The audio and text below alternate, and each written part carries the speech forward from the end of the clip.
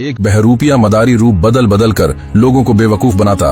उसका फन इतना कमाल था कि बड़े बड़े बादशाहों से शर्त लगाकर जीत जाता और उन्हें हराकर उनसे बड़े बड़े इनाम ले लेता। फिर एक दिन उस मदारी की मुलाकात औरंगजेब बादशाह से हुई तो लोगों ने औरंगजेब को बताया, बादशाह सलामत, यह वही मदारी है जो अपना रूप बदलकर किसी को भी धोखा दे देता है। यह अपनी जिंदगी में बड़े बड़े बादशाहों को हरा चुका है। जब यह रूप बदलता है तो इसे कोई भी पहचान नहीं पाता।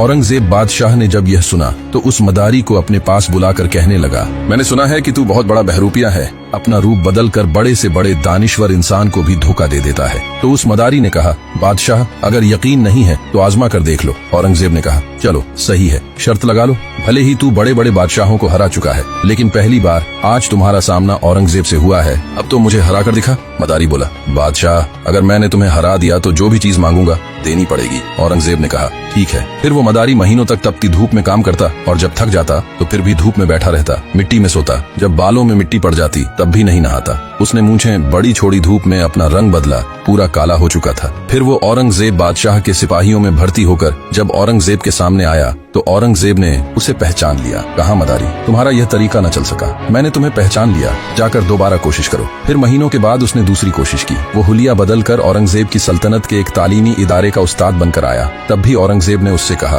तुमने औरों को बेवकूफ बनाया, अब तुम्हारा औरंगजेब से पाला पड़ा है, मैंने अब की बार भी तुम्हें पहचान लिया है। मदारी जान गया कि औरंगजेब को बेवकूफ बनाना आसान नहीं है। फिर वो वापस चला गया। कुछ दिन बाद जंग का ऐलान हुआ तो बादशाह औरंगजेब अपने सिपाहियों का लश्कर लेकर निकला तो उसे रास्ते में एक पहाड़ी के ऊपर लोगों का हुजूम नजर आया। तो औरंगजेब वहां रुका और अपने एक सिपाही से कहने लगा, पहाड़ी के ऊपर जाकर पता लगाओ कि क्या माजरा है जो इतने लोग यहाँ जमा होकर लाइनों में लगे हैं। सिपाही ने वापस आकर कहा, बादशाह सलामत, पहाड़ी पर गाड़ के अंदर एक नूरानी चेहरे वाले बुजुर्ग बैठे हुए हैं, लोग उनसे दुआएं करवा रहे हैं। औरंगजेब ने सिपाहियों से कहा, तुम यहाँ ठहरो, मैं भी उस बुजुर्ग से दुआएं लेकर आता हूँ। जब उसका नंबर आया तो अंदर गया, बाबा के सामने घुटने टेक कर बैठा और कहा, बाबा जंग पर जा रहा हूँ, आपसे दुआएं लेने आया हूँ ताकि फतहयाब हो सकूं। बुजुर्ग ने उसे दुआएं दी। जब औरंगजेब उठकर वापस मुड़ा तो बुजुर्ग ने पीछे से आवाज दी, देख औरंगजेब, आज तूने मुझे नहीं पहचाना, आज मैं शर्त जीत गया, मैं वही मदारी हूँ जिसके साथ तूने शर्त लगाई थी। जब बुजुर्ग ने ऐसा कहा तो औरंगजेब की आंखें फटी की फटी रह गईं और कहने लगा,